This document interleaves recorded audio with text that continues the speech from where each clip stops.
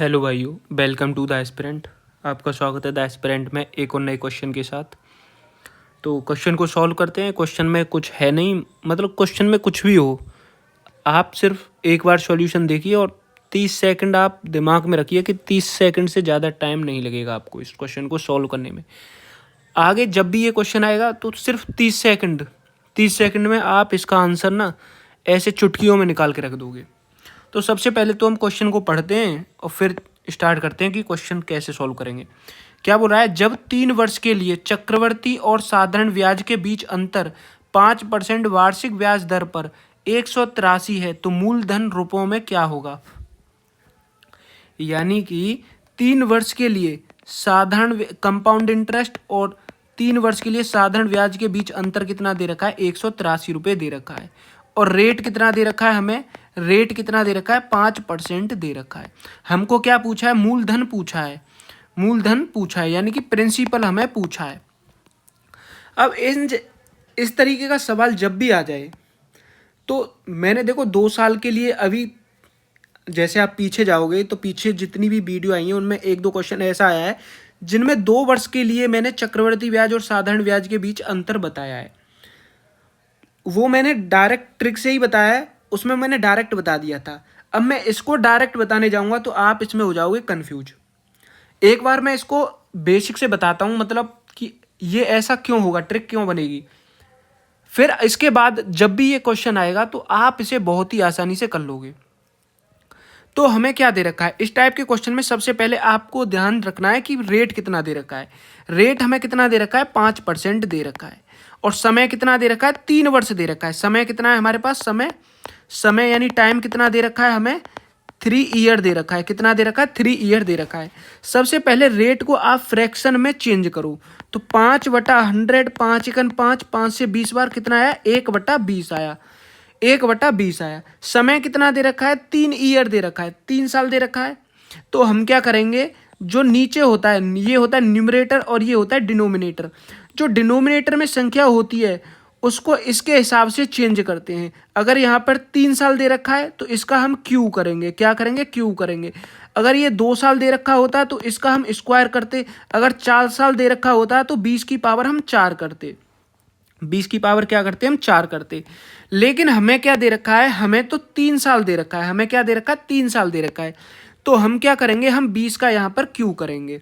जब हम यहाँ पर 20 का क्यू करेंगे तो कितना आएगा, 20 का क्यू किया तो हमारे पास कितना आया, 8000 आया। तो हम क्या मानेंगे, जो हमारा प्रिंसिपल है वो हमने माना कितना, 8000 एक्स मान लिया।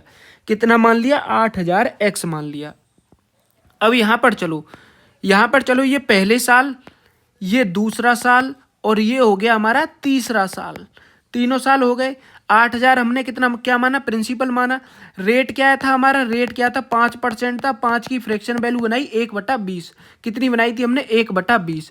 हमको क्या करना है, यहाँ पर 1/20, 1/20, 1/20, यानी कि अब इस 8000 में 1/20 से गुणा करना है। जब हम 8000 में 1/20 से गुणा करेंगे तो कितनी बार जाएगा, 20 चौक 80, 20 चौक 80, 2 जीरो, कितनी बार जाएगा, 400 बार जाएगा। तो यहाँ पर हमें क्या लिखना है, 400x, यानी पहले साल का जो ब्याज प्राप्त होगा 8000x पर 1/20 से, तो वो कितना प्राप्त होगा, 400x। दूसरे साल कितना प्राप्त होगा, दूसरे साल भी हमें 400x ही प्राप्त होगा। दूसरे साल कितना प्राप्त होगा, 400x प्राप्त होगा 1/20 से। और तीसरे साल कितना प्राप्त होगा, 400x प्राप्त होगा। लेकिन 400 पर दूसरे साल भी हमें कुछ ब्याज प्राप्त होगा। 400 रुपये पर इस 400x पर दूसरे साल 1/20 से कुछ ब्याज प्राप्त होगा। तो वो कितना प्राप्त होगा हमें, 20x। और इस पर ये तीसरे साल प्राप्त होगा दूसरे वर्ष पर 20x। और इस पर फिर से तीसरे साल प्राप्त होगा 20x।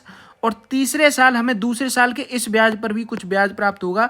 तो वो कितना होगा, x होगा। कितना होगा, x होगा।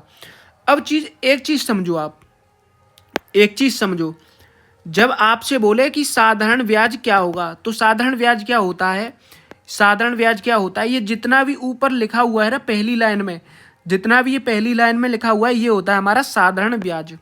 ये क्या होता है, हमारा साधारण ब्याज, सिंपल इंटरेस्ट होता है।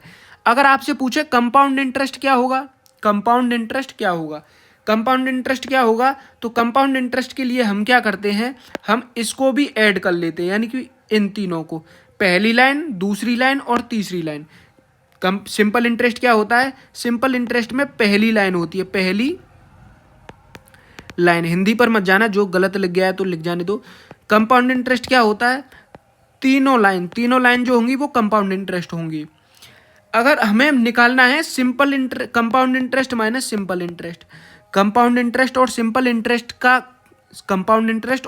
इंटरेस्ट यानी चक्रवर्ती ब्याज और साधारण ब्याज के बीच अंतर क्या होता है, इसके लिए हम क्या ऐड करते हैं? हमको सिंपली हमको क्या ऐड करना है? हमको सिंपली ये ऐड करना है, ये 20x, ये यानी कि दूसरी लाइन और तीसरी लाइन को ऐड कर देंगे। दूसरी लाइन और तीसरी लाइन में क्या होता है?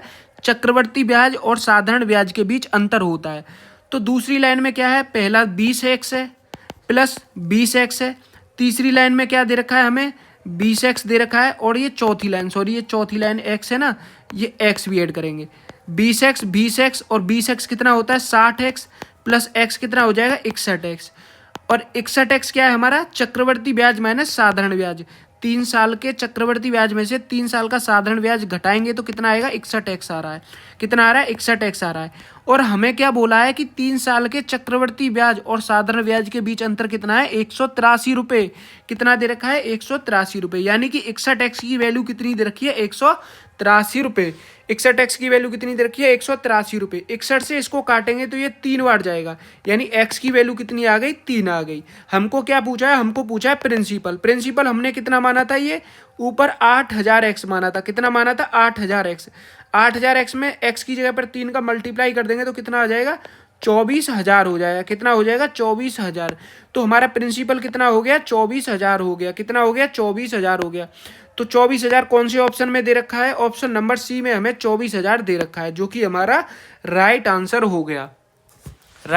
हो गया। तो दोस्तों ये था इसका बहुत ही सिंपल तरीके से कैसे करेंगे, तो ये था इसका सिंपल तरीका। इस तरीके से आप 30 सेकंड में इसको सॉल्व कर लोगे। अभी जैसे मैंने समझाया है तो आपको लगेगा कि अरे इन्होंने इतना क्या कर दिया। मैं बोल रहा हूँ आप इसका 2 से 3 बार, इसी क्वेश्चन का 2 से 3 बार प्रैक्टिस करना। क्वेश्चन को अलग लिख लेना, इसका डेली 2 से 3 बार, खाली 3 बार आपको पूरी मतलब इसको 3 से 4 बार अपने आप सॉल्व करना है। एक बार यहाँ से समझना है और अपने आप 3 से 4 बार सॉल्व करना है। और फिर देखना ना ये 30 सेकंड में आप इसे हल कर दो, 30 सेकंड में आपके सामने सॉल्यूशन होगा इसका। ये सबसे बेस्ट तरीका है जो मैंने आपको बताया है। बाकी आप कोई भी फॉर्मूला लगा के यूज कर लो तो उससे तो टाइम लगेगा ही लगेगा। अगर आपको सॉल्यूशन अच्छा लगा हो तो वीडियो को प्लीज़ लाइक कर दें और चैनल को सब्सक्राइब कर लें, ताकि इससे हमें भी मोटिवेशन मिले, हम भी आपके लिए अच्छा सॉल्यूशन लाते रहें, बढ़िया नए तरीकों से, शॉर्ट ट्रिक से। और मिलते हैं अगली वीडियो में, तब तक के लिए धन्यवाद।